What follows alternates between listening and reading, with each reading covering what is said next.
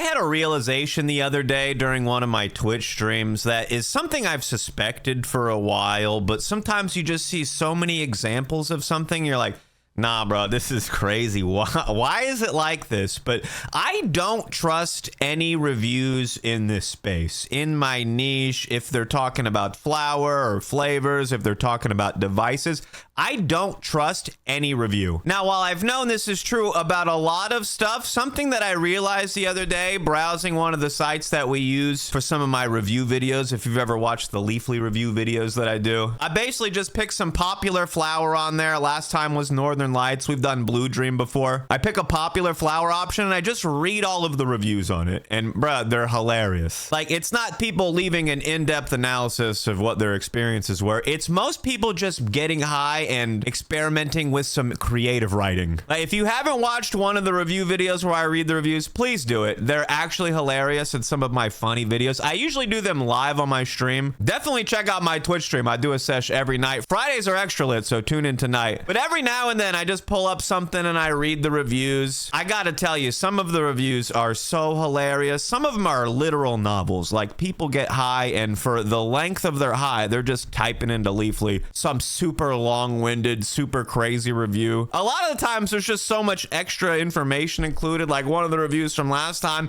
somebody did like a flashback. They're like, flashback to 2 days ago or whatever, and you're like, I don't get what this has to do with you getting high off of some Northern Lights. But it's not just the flour, right? It's devices. It's a lot of the things in the space. But looking through the pages and pages of flour options made me realize that people don't often leave bad reviews. Like, if you go on Leafly, there's hundreds and hundreds of pages. You can find thousands of different names for flour, different flavors, whatever. But if you start looking at anything with a decent amount of reviews, 40 or 50 or more, almost everything has a 4 out of 5 star rating or higher. Most things are like 4.4 stars, 4.5. You have to dig. You have to look page after page to find something that has like less than 4 stars. And I think the lowest thing that I saw, I'm only talking about this stuff with like 40, 50 reviews or more, because I mean, you find some with 2 reviews, there's one good one bad one, it's gonna have a low score. But anything with a substantial amount of reviews, 4 stars or higher, I found barely anything under 4 stars. There's maybe 10 things on the whole website that are under 4 stars with a decent amount of review. And like the lowest I could find was 2.8 stars. And I'm sitting there thinking like, that's still pretty good out of 5. That's the worst option on here. It's 2.8 stars out of 5. And like I said, it's not people giving an overview of everything they experienced. They're not talking about the bud structure. They're not talking about the smell or anything.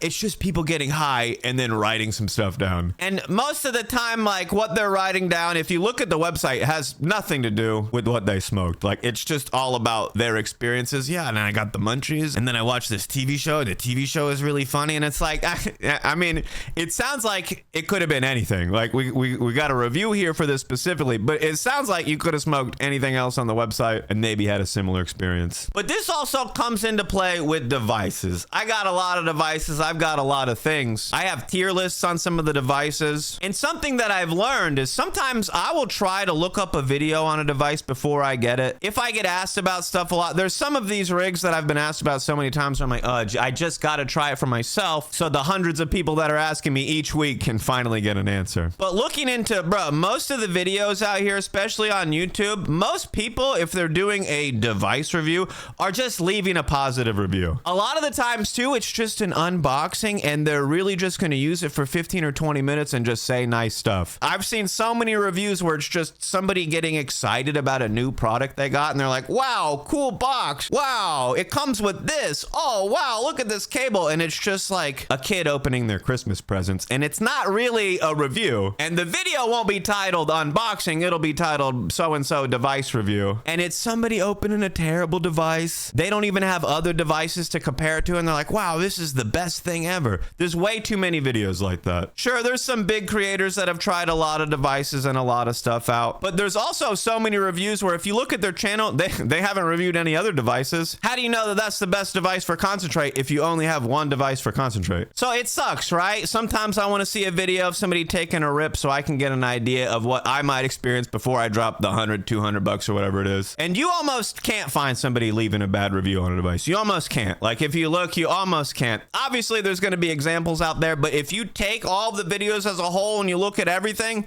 Almost everything is a positive review. That's wild for me because there's some devices out there, especially on my tier list, where I'm like, this sucks, this is good, this is good. And then people will come for me trying to defend their device. Like they are ready to die on the hill defending their device, and they've never even been on another hill. They don't know what the other hills are like. Some of these other hills are taller, they're nicer, they're greener. But they're like, nah, bro, I dropped $300 on this. It's the only thing I've got, and it gets me high. You don't know what you're talking about. I took a fat rip the other day off of it, and you're stupid. Which that's always a wild thing to experience. People wanting to defend their purchase, which I understand, right? You saved up your money. You maybe did a little research. You maybe watched some of those positive review unboxing videos. And it sucks to get something that sucks, right? I have a lot of stuff behind me that sucks. It sucks to get them. I don't do a lot of reviews. I'm probably not going to do a lot more in the future. It just doesn't seem like it's the content. That's some of the content that gets restricted almost instantly for me. So I'm not trying to do a ton more of it. It makes me feel for your average consumer out there where everybody's just a shill for everything. And they might not even be a shill for it. They might not even be desperately hoping that they get a commission off of it. Some people just might not be qualified to leave these reviews, but they're doing it anyway. Like some people, they don't have a bad thing to say about anything. They don't have enough experience with things to compare it to. So they're not going to be like, well, it doesn't hit as good as this, or the battery doesn't last as long as this. So that's why you'll see me test a lot of my new stuff out live on my Twitch stream. My streams are usually like 4 or 5 hours long, but if I get something new, I'll usually test it out on that stream that I get it, or I'll do a few streams with it, especially if I like something. But I like to test stuff out live in front of you where I can't cut out the mistakes. I prefer the mistakes. I like to fumble through everything and just see, what's this do? What's that? How does this work? Can I figure out how the device works without reading the instructions? Obviously, you don't want to do that with everything because you can break stuff. I'm not exactly sure the point of this video. I mostly wanted to rant. You probably won't see much more from me. If you do see reviews, they will be live on my Twitch stream. Either way, thanks for watching. Come get lit with me on Twitch sometime.